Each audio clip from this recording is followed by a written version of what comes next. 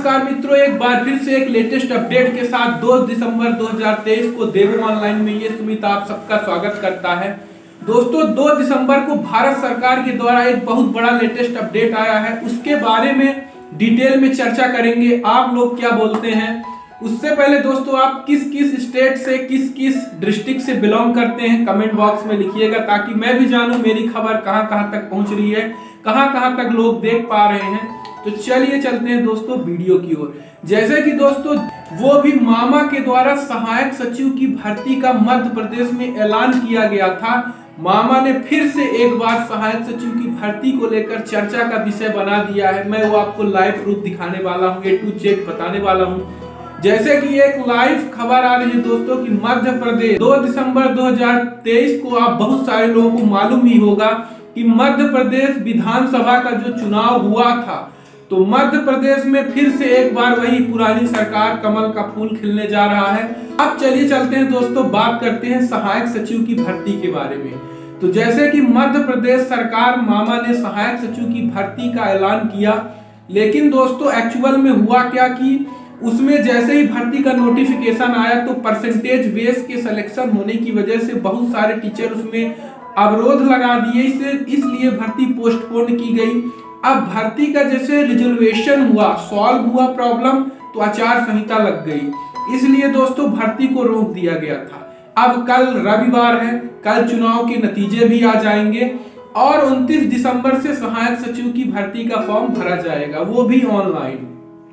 फिर आप लोगों का सबसे ज्यादा कमेंट आ रहा था कि सर सहायक सचिव कैसे बने, सहायक सचिव की क्या क्या क्वालिफिकेशन है, कौन कौन बन सकता है। तो पहला क्वेश्चन आप लोगों का था कि सहायक सचिव कैसे बने। तो दोस्तों ये मध्य प्रदेश सहायक सचिव की भर्ती है। पहली चीज, आपको मध्य प्रदेश का मूल निवासी होना चाहिए। दूसरी बात, आपका वोटर लिस्ट में नाम जुड़े हुए 3 साल हो चुके होना चाहिए। यदि अभी भी आपके वोटर लिस्ट में नाम नहीं जुड़ा है तो आप लोग जुड़वा लें अपने ग्राम पंचायत में, क्योंकि आप किस ग्राम पंचायत के निवासी हैं वो आपका वोटर लिस्ट ही तय करेगा। दूसरी चीज दोस्तों, टोटल 100 नंबर का पेपर होगा, 100 नंबर का एग्जाम होगा। उसमें से बहुत सारे लोग बोल रहे थे कि सर क्वालिफिकेशन क्या चाहिए। अरे भैया क्वालिफिकेशन बहुत इजी है, 10+2। जितने भी भैया बहन ये वीडियो देख रहे हैं, आप 12वीं पास हैं, आप सब लोग फॉर्म भर सकते हो। चाहे आप आर्ट के विद्यार्थी हो, कॉमर्स के हो, मैथ के हो, साइंस के हो, हर कोई फॉर्म भर सकते हो, कोई प्रॉब्लम नहीं है। बेहिचक आप लोग फॉर्म भरो। सिलेबस क्या है मैं पुरानी वीडियो में आपको बता ही दिया हूं। सिलेबस बहुत इजी है, सिलेबस भी ज्यादा कठिन नहीं है दोस्तों। उस सिलेबस, पुराना सिलेबस ही उठा के रख दिया गया है। आप फॉर्म भरो। और इसके अलावा जो दोस्तों बीकॉम किए हैं, जिनका बीकॉम कंप्लीट है, उनको 20 नंबर दिया जाएगा। अब बहुत सारे लोग बोल रहे थे कि सर बीकॉम जिनका कंप्लीट है तो 20 नंबर दिया जाएगा, तो मैं बायोलॉजी से हूँ, साइंस से हूँ, आर्ट से हूँ, तो मुझे 20 नंबर नहीं मिलेगा क्या है? क्या आप लोग राय व्यक्त करते हो? बहुत सारे चैनलों में तो चैनल वालों ने बोल दिया, लेकिन ऐसा नहीं है। एक्चुअल में जो ऑर्डर आया है, सर्कुलर आया है सहायक सचिव की भर्ती का, उस सर्कुलर में ये है कि जो ग्रेजुएशन पास है, जिनका ग्रेजुएशन कंप्लीट है, सबको 20 नंबर मिलेंगे। कैसे मिलेंगे वो भी मैं आपको इस वीडियो में पूरा डिटेल में जिक्र करने वाला हूं, क्योंकि दोस्तों बाद में आप मैं लगातार सहायक सचिव की भर्ती का अपडेट लेके आ रहा हूं इस चैनल में। क्यों आ रहा हूं? क्योंकि पिछली बार जो सहायक सचिव की भर्ती आई थी तो बहुत सारे लोग बोले कि सर मुझे मालूम नहीं ही पड़ा, 7 दिवस के लिए पोर्टल खुला और 7 दिवस में मैं कैसे फॉर्म भर लूं, क्या कर लूं। तो दोस्तों इसीलिए मैं इस बार लगातार आप लोगों को सहायक सचिव की भर्ती का अपडेट दे रहा हूं, ताकि आप लोग समय रहते फॉर्म भर लें, क्योंकि 7 दिवस का टाइम रहेगा। पंचायत दर्पण के माध्यम से भर्ती का नोटिफिकेशन सर्कुलर जारी किया जाएगा। ये 7 दिवस के अंदर जो फॉर्म भर लेंगे तो ठीक है, जो फॉर्म नहीं भर पाएंगे तो नहीं भर पाएंगे। पहली बात, 100 नंबर का आपका टेस्ट होगा, ऑनलाइन एग्जाम होगा। 100 नंबर में दोस्तों आपको कम से कम 70 नंबर लाना पड़ेगा। जैसे ही ऑनलाइन एग्जाम कंप्लीट होगा दोस्तों, तो उसके बाद आपका क्या होगा, आपका जो परसेंटेज है बीकॉम का, ग्रेजुएशन का, बीएससी का, जो भी है आर्ट का, तो बीए का, तो उसका नंबर कैलकुलेट होगा एवरेज। इसके बाद यदि आपका पीजी है, डीसीए है, तो भी दोस्तों उसका भी कैलकुलेट होगा, लेकिन डीसीए पीजी डीसीए का कंपलसरी नहीं किया गया है इस बार। आपके पास बेसिक कंप्यूटर का नॉलेज होना चाहिए, बेसिक कंप्यूटर का नॉलेज है तो भी आप फॉर्म भर सकते हैं। मेन यहाँ मायने रख रहा है 100 नंबर का जो पेपर होना है, जो उसमें आप जनरल कैटेगरी से बिलोंग कर रहे हैं तो कोशिश करिए आप 80 प्लस जाइए। यदि 80 प्लस आप मार्क्स अचीव करते हैं, आपके जो आपकी मेरिट लिस्ट है 80 नंबर यदि आप अचीव करते हैं, तो सेकंड स्टेज में आपका ग्रेजुएशन का नंबर कैलकुलेट होगा, तो वो 20 नंबर ही मिलेगा। उस 20 नंबर को मिला के आपकी मेरिट बनेगी दोस्तों। वो जो मेरिट बनेगी तो आपके उस एवरेज जो एग्जाम के आधार पे ही फाइनल लिस्ट जारी की जाएगी। उस फाइनल लिस्ट में आपको अपना नाम लाना है, तो सबसे पहले एग्जाम में आपको फोकस देना पड़ेगा। कैसे आप एग्जाम में फोकस देंगे वो भी मैं आपको बताता हूँ।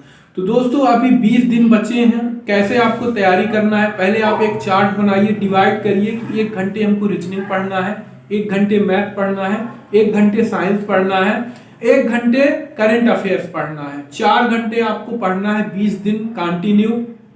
फिर दोस्तों 20 दिन यदि आप सही ढंग से कवर कर लेते हैं, तो क्योंकि ये जो सहायक सचिव की भर्ती आती है तो कोई बड़ी पोस्ट नहीं है कि एमपीपीएससी की है, आपको एमपीपीएससी का सिलेबस पढ़ना है, ना माइनस मार्किंग है इसमें, ना कुछ है, केवल आपको नॉर्मली चीजें क्वेश्चन आएंगे इसमें। नॉर्मल रीजनिंग आएगी, नॉर्मल मैथ आएगी, नॉर्मल साइंस आएगी, तो कोई बड़ी बात नहीं है। 80 नंबर लाना जनरल के लिए ला सकते हैं आप लोग। जो SC ST OBC लोग वीडियो देख रहे हैं उनको ये मैं कहूंगा, आप लोग कोशिश ये करो 80 ला लेते हो आप तो बहुत बढ़िया है, नहीं आप 60 नंबर भी खींच दोगे तो आपका काम हो जाएगा। फिर इसके बाद जो बहुत सारे लोग बोल रहे थे कि सर EWS का क्या वैल्यू है, सहायक सचिव की भर्ती में क्या रहेगा, वैल्यूएशन रहेगा। हाँ दोस्तों, सहायक सचिव की भर्ती में EWS का भी महत्वपूर्ण रोल होने वाला है।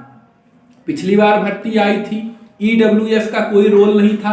गवर्नमेंट सरकार भारत के द्वारा जो इंडिया में है, EWS का कोई वैल्यूएशन नहीं था। लेकिन EWS जब से आया है दोस्तों, तो आप लोग कोई भी भर्ती देखते हो आती है, राइट आती है, उसमें लिखा रहता है जनरल की 100 पोस्ट, OBC की 50 पोस्ट, SC की 40 पोस्ट, ST की 30 पोस्ट और EWS की जो भर्ती है 40 पोस्ट। तो गवर्नमेंट सरकार के द्वारा EWS के लिए रिजर्व कोटा रख दिया गया है पहले से ही। आप अपना फॉर्म भरते समय EWS बना है आपका, लगा देते हो, आप एग्जाम देते हो, 60 नंबर अचीव करते हो, 10 नंबर आपका तुरंत टक से हिट करेगा आपके मेरिट में, आप EWS के तहत सिलेक्शन ले लेंगे। बहुत सारे अपने बीच में ऐसे बंदे हैं, मैं उनका ज्वाइन लेटर भी आपको दिखाऊंगा, फॉर्म जब वो भरे थे वो भी मैं आपको दिखाऊंगा।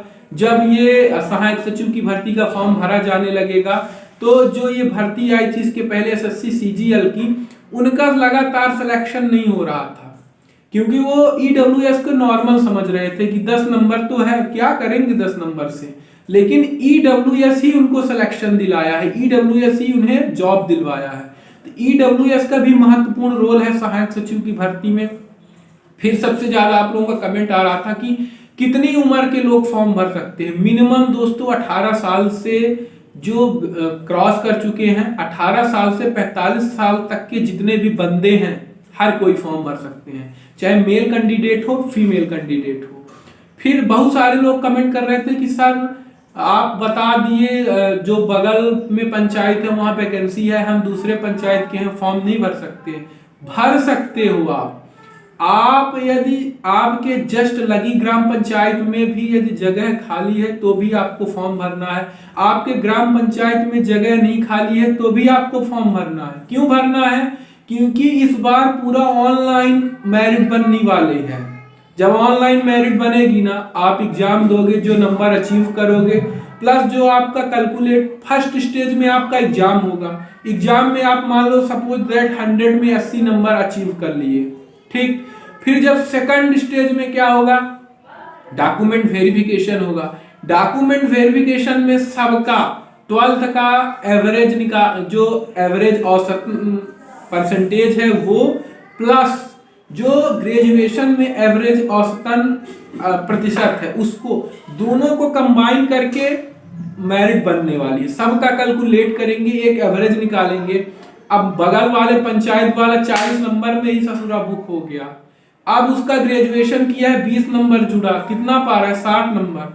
आप कितना अचीव कर लिए, 100 में 80 अचीव कर लिए, ग्रेजुएशन का 20 नंबर, 10 नंबर ईडब्ल्यूएस का, तो सिलेक्शन किसका होगा, आपका होगा। जैसे कि आप लोग देखे होंगे जो गवर्नमेंट टीचर की भर्ती आई थी मध्य प्रदेश में, प्राथमिक द्वितीय और तृतीय चतुर्थ श्रेणी की संविदा कर्मों की जो भर्ती हुई, तो उसमें आप लोगों को मालूम ही होगा कि बहुत सारे लोग ऐसे थे जो एजेड हो चुके थे, जिनका कोई ये नहीं था कि अब सपना ही छोड़ चुके थे गवर्नमेंट जॉब का, कि अरे गवर्नमेंट जॉब छोड़ो प्राइवेट जॉब का भी सपना छोड़ चुके थे। लेकिन उसमें हुआ कि एक्चुअल में जो वैकेंसी आई थी, मैथ की आई थी, साइंस की आई थी, संस्कृत साहित्य की आई थी, इंग्लिश लेक्चरर की आई थी, सपोज दैट टीचर की भी थी। अब बहुत सारे बंदे थे, भैया हम मैथ लिए, मैथ वाले हैं, साइंस वाले हैं, फॉर्म भर दिए। अब वैकेंसी 100 ही थी मैथ की, बच्चे फॉर्म भर दिए 10 लाख ऐसे मैथ में। अब संस्कृत का जो टीचर के लिए आई थी लेक्चरर की और इंग्लिश की, उसमें वैकेंसी कितनी थी 200, फॉर्म भरने वाले हैं 80, 100। अब है ही नहीं, कोई विद्यार्थी ही नहीं है संस्कृत से एजुकेशन लेने वाले। कोई है आपके बीच में, अगल बगल हो तो कमेंट बॉक्स में लिखना भाई, उनके लिए बेहतर फ्यूचर है। और जो इंग्लिश से ग्रेजुएशन किए थे, फॉर्म भरे, परीक्षा में बैठे, 200 में जो भी नंबर पा गए, 80 नंबर 70 नंबर, उनका सिलेक्शन हो गया, मेरिट ही नहीं बनी। मेरिट क्यों नहीं बनी, क्योंकि जितनी एवरेज वैकेंसी आई थी व्यापम के द्वारा प्राथमिक व द्वितीय टीचर की, तो एक्चुअल में हुआ क्या कि उसमें जो जगह ज्यादा थी, लोग विद्यार्थी थे ही नहीं इंग्लिश लेक्चरर और हिंदी के, इसलिए सेम वही अपोजिट इस बार सहायक सचिव में भी होने वाला है। आपको फॉर्म भरना है, जिस भी आप पंचायत से बिलोंग कर रहे हो, जैसे ही सहायक सचिव की भर्ती आनी है आपको फॉर्म भर देना है। और इसका सिलेबस में वीडियो के डिस्क्रिप्शन लिंक में मेंशन करूंगा आज ही, प्लस इसकी starting date, closing date description के वीडियो लिंक में मेंशन करूंगा, आप वहां से जाके देखना। इसका जो पीडीएफ पेपर है वो भी मैं आज इस वीडियो के डिस्क्रिप्शन लिंक में मेंशन करूंगा। आप सारा A to Z देखना और समझना, जहां चीज समझ में नहीं आएगी कमेंट करना, क्योंकि मेरा उद्देश्य ही है कि आपको सहायक सचिव और सचिव में सिलेक्शन दिला देना। फिर बहुत सारे लोग बोल रहे थे कि सर आप सहायक सचिव और सचिव में डिफरेंस बता रहे हैं, डिफरेंस बिटवीन सहायक सचिव एंड सचिव। अब सचिव और सहायक सचिव में डिफरेंस आप लोगों को मालूम ही होगा, जो सचिव है वो रेगुलर है, सहायक सचिव अभी रेगुलर नहीं है, उनकी जो नियुक्ति है अस्थायी पद पर हुई है, लेकिन इन फ्यूचर हो जाएंगे। दोनों के सैलरी में एवरेजन डिफरेंस है। जो सचिव है, सचिव तो उनकी एवरेज सैलरी ज्यादा है, जो सहायक सचिव है अभी उनकी एवरेज सैलरी कम है, लेकिन कुछ दिन बाद ये भी उसी श्रेणी में आने लगेंगे। अब जो ये भर्ती आई है सचिव की आई है, तो इस सचिव की भर्ती में सबसे पहले जो अस्थायी कर्मचारी है, यदि ये बैठते हैं सहायक रोजगार, तो इनको सबसे पहले प्राथमिकता दी जाएगी। क्यों दी जाएगी, क्योंकि वो पहले से अस्थायी पद पर मौजूद हैं, यदि वो करना चाहते हैं तो उनको सबसे पहले प्राथमिकता दी जाएगी। लेकिन उनको भी कम से कम 60 नंबर अचीव करना होगा, तभी सिलेक्शन होगा। ये नहीं एग्जाम में बैठे, हम सहायक सचिव हैं, एग्जाम में बैठ गए, अब मुझे नंबर कितने मिले 30 नंबर, तो ससुरा सिलेक्शन होगा, नहीं होने वाला। इसलिए दोस्तों आप लोग घबराएं नहीं, सहायक सचिव की भर्ती का अपडेट आ चुका है, आप लोग तैयारी में लग जाएं। सारे सिलेबस, नोट्स, पीडीएफ जो भी है जहां से आप पढ़ रहे हो पूरा रिवीजन करना शुरू कर दो, क्योंकि औसतन आ रहा है कि जनवरी में एग्जाम होने वाला है, ताकि ये मौका बहुत दिन बाद आया है, मतलब लंबे अरसे के बाद, मेरे हिसाब से देखा जाए तो 4 साल बाद ये सहायक सचिव की भर्ती आ रही है। अब कब आएगी पता नहीं, भगवान ही जाने। इसलिए दोस्तों मेरा उद्देश्य ये है कि कोई भी स्टूडेंट इस बार ना चूके, क्योंकि सहायक सचिव की भर्ती में पारदर्शिता रखी गई है पोस्ट को लेकर। बहुत सारे लोग बोलेंगे अरे भाई मिनिमम 3000 पोस्ट हैं, क्या फॉर्म भरे, क्या सिलेक्शन होगा। नो नो नो, पूरे मध्य प्रदेश में 1 लाख से ज्यादा पदों पर भर्ती होना है, उनमें कुल पदों को पारदर्शिता भी रखी गई है। इसलिए दोस्तों आप लोगों से मेरी रिक्वेस्ट है कि आप लोग इस बहकावे में ना आइएगा। और इस बार फॉर्म का मोड ऑनलाइन भी है, ऑफलाइन भी है, जैसा आपको उचित लगेगा आप वैसे कर लेना, चाहे ऑनलाइन भर लेना चाहे ऑफलाइन। अपना निवास प्रमाण पत्र रेडी रखना, चरित्र प्रमाण पत्र रेडी रखना, आधार कार्ड रेडी रखना। आधार कार्ड में जो मोबाइल नंबर है वो जो चालू होगा वो डालना, ना होगा तो अभी अपडेट करवा लेना। और आपका वोटर लिस्ट में नाम नहीं जुड़ा है तो जुड़वा लो भैया, क्योंकि 2-3 दिन के अंदर जुड़ जाएगा। बहुत सारे लोगों का कमेंट आ रहा था कि सर मैंने कई सारे चैनल में देखे, बोल रहे हैं कि 3 साल पुराना वोटर लिस्ट में नाम जुड़ा हो तभी आप फॉर्म भर सकते हो, लेकिन ऐसा पहले जब अपडेट आया था तब था। जो कल का अपडेट आया है तो 1 दिसंबर को सहायक सचिव का, तो उसमें साफ तौर पे लिखा है कि आप मतदान पर्ची में यदि आपका नाम है, वोटर लिस्ट में नाम है, चाहे जब का भी हो आप फॉर्म भर सकते हैं। तो दोस्तों मिलते हैं एक बार फिर से जब फॉर्म भरा जाने लगेगा सहायक सचिव का इस वीडियो में, तो फिर मिलेंगे एक नए लेटेस्ट वीडियो के साथ। तब तक के लिए गुड बाय, जय हिंद, वंदे मातरम।